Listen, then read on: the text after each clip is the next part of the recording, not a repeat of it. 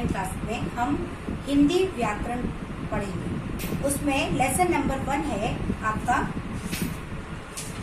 भाषा और व्याकरण। तो आप लोग सभी पार्ट 1 निकालेंगे और पेज नंबर 5 पर है। तो आप लोग सब अपनी बुक ओपन करें।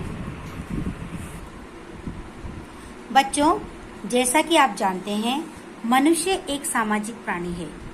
समाज में रहने के कारण मनुष्य को समाज के अन्य सदस्यों के साथ अपने विचारों के आदान प्रदान की आवश्यकता होती है। विचारों का आदान प्रदान करने का सबसे महत्वपूर्ण माध्यम भाषा है। भाषा के द्वारा हम अपनी बात दूसरों तक पहुंचाते हैं और दूसरों की बात समझते हैं। जैसा कि मैंने जो पढ़ाया आपने देखा, भाषा क्या होती है?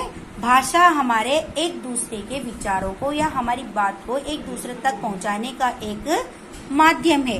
अगर भाषा नहीं होगी तो बच्चों हम लोग कैसे एक दूसरे की बात को समझेंगे या हम अपने विचारों को, अपनी बात को दूसरों को कैसे समझाएंगे? तो इसलिए भाषा बहुत ही जरूरी साधन है। भाषा हम किसे कहते हैं? भाषा की परिभाषा है जिस साधन द्वारा मनुष्य अपने भाव और विचार लिखकर या बोलकर प्रकट करता है, उसे भाषा कहते हैं। हम जैसे आपस में एक दूसरे को अपनी बात समझाना है या एक दूसरे से हमें कुछ बोलना है तो हम क्या करेंगे? या तो हम उसको बोलकर समझाएंगे या फिर लिखकर समझाएंगे, तभी हम अपने विचारों को एक दूसरे को बता सकते हैं। अगर हम भाषा नहीं होगी तो हम क्या हो जाएंगे? एकदम मूक और बधिर के जैसे समान हो जाएंगे और हम अपनी बातों को और अपनी भावनाओं को, अपनी हर एक चीज को हम एक दूसरे से शेयर नहीं कर सकेंगे। तो भाषा हमारे जीवन में बहुत ही उपयोगी एक साधन है, जिसके द्वारा हम अपने भावों को और विचारों को या तो लिखकर या बोलकर प्रकट करते हैं और उसे भाषा कहते हैं। अब हम पढ़ेंगे भाषा के रूप, यानी भाषा कितने प्रकार की होती है। तो भाषा के 2 रूप होते हैं। पहली है मौखिक भाषा, दूसरा है लिखित भाषा। तो भाषा कितने प्रकार की हो गई बच्चों?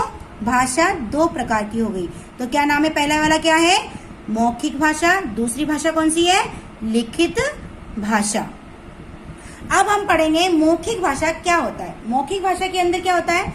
जब कोई व्यक्ति बोलकर अपने मन के भावों और विचारों को प्रकट करता है, यानी कि हम बात करके अपने हर एक बात को किसी और को समझाते हैं, तो उसको क्या बोलते हैं हम लोग? मौखिक भाषा कहते हैं। वो हर तरह से, जैसे कि हम किसी से फोन पे बात करते हैं, वो एक तरह की मौखिक भाषा हुई, या हम आपस में आमने सामने बैठकर बात करते हैं, वो भी क्या है? एक मौखिक भाषा है। कोई भाषण के जरिए अपनी बात को बोलता है, वो भी एक मौखिक भाषा है। तो मौखिक भाषा आपको समझ में आई बच्चों? मौखिक भाषा क्या है? जब कोई व्यक्ति बोलकर अपने मन के भावों और विचारों को प्रकट करता है तो वह भाषा मौखिक भाषा कहलाती है। तो आपको यहाँ तक समझ में आया? दूसरा नंबर है, दूसरी भाषा कौन सी होती है हमारी?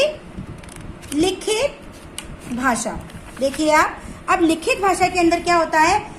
जब व्यक्ति अपने भावों और विचारों को लिखकर प्रकट करता है तो वह भाषा का लिखित रूप होता है।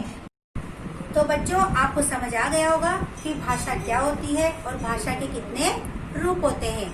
अब हम अगली जो वीडियो है उसके अंदर मैं आपको समझाऊंगी जो हमारे भारत में कितनी प्रकार की भाषाएं बोली जाती हैं, क्योंकि हमारे भारत में बहुत अलग अलग प्रांत में अलग अलग भाषाएं बोली जाती है। एक हमारा भारत देश ऐसा है जहाँ पर अनेक प्रकार की भाषाएं बोली जाती है। तो अगले वीडियो के अंदर मैं आपको बताऊंगी कि हमारे भारत में कौन कौन सी भाषाएं बोली जाती हैं। तब तक के लिए बाय।